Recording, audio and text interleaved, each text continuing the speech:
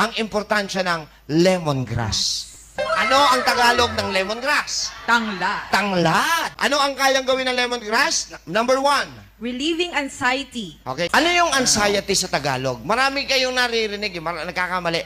Ang ibig sabihin po niya sa Tagalog, pagkabagabag. Ibig sabihin nun na the whole day, napuno yung utak mo ng mga negative thoughts.